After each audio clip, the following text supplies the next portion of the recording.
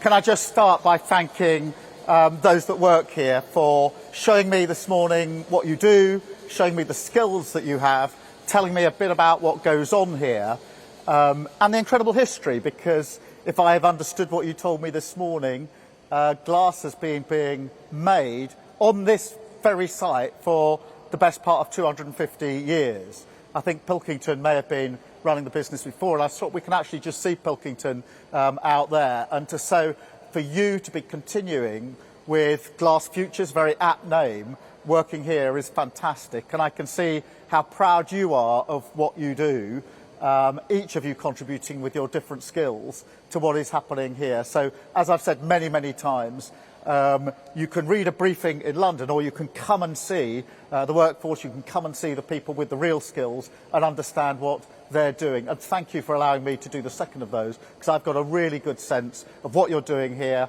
how you're doing it, and the incredible way in which you are doing it, each of you contributing in your own way. And I can see that pride. And I'm proud of every aspect of our economy, everything that we do across the country. And that's why I've always said I will fight for every job. I know how important a good, well-paid job is. And I hope you've seen some of that in the trade deals that we've recently done with countries like India, the US and the EU. And only this morning, actually, you explained to me that the India deal in particular will be really important for glass and what you're doing directly, and of course for businesses like Whisky who need glass all of the time. And that comes from my absolute determination to create jobs, good jobs, and to drive down the cost of living, and put more money in your pocket, which is, I think, the thing that most people are most concerned about.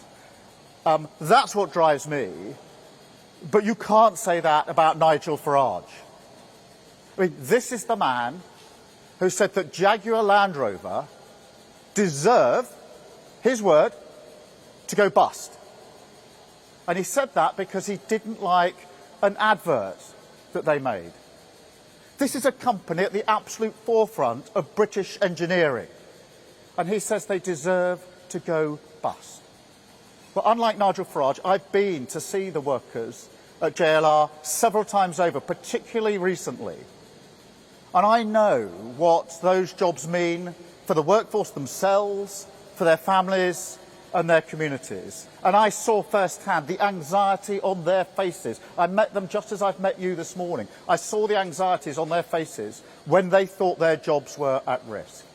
So when they needed support earlier this year, when we had to fight for their jobs and make a deal with the United States, I protected those jobs because I had them in my mind's eye. And politics is about who you have in your mind's eye. We protected those jobs. Would Nigel Farage have done the same? Absolutely not. And that's the question you have to ask about Nigel Farage. Can you trust him? Can you trust him with your future? Can you trust him with your jobs? Can you trust him with your mortgages, your pensions, your bills? And he gave the answer on Tuesday. A resounding no. He set out economic plans that contained billions upon billions of completely unfunded spending. Precisely the sort of irresponsible splurge that sent your mortgage cost, your bills, and the cost of living through the roof. It's Liz Truss all over again.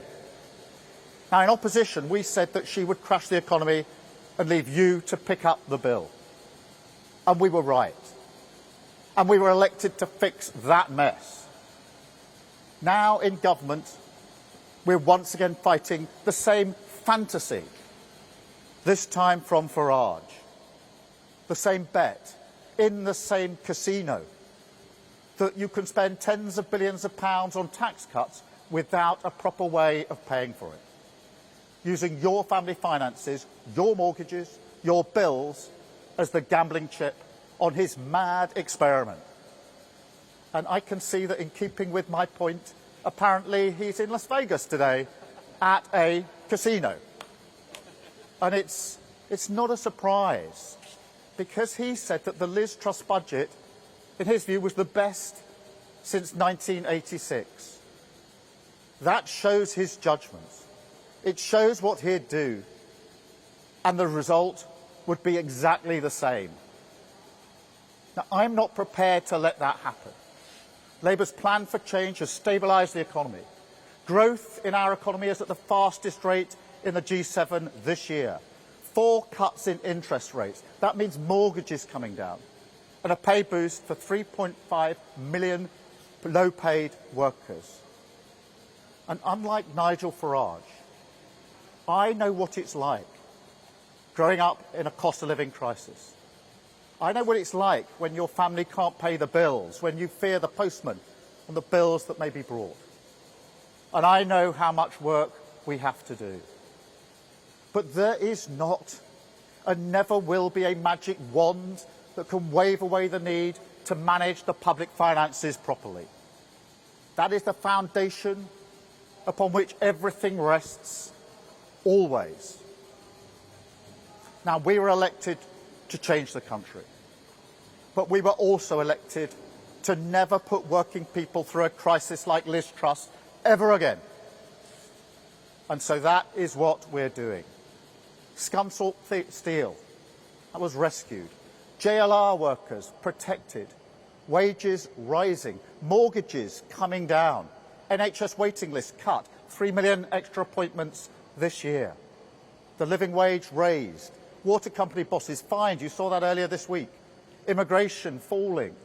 Breakfast clubs in every school. An investment in infrastructure right across the country. The biggest levelling up of workers' rights in a generation. And a massive cash injection in our public services without making working people pay. Nigel Farage stands for none of this. He literally voted against it. Against sick pay for working people. Against fire and rehire. Against cutting fuel duty. And now he wants to blow up the economy all over again. Well, we won't let him. We will deliver our plan for change, and we will do so precisely because we protect our economy. That is the path to change, and that is what Labour will deliver. Thank you all very much indeed. Thank you.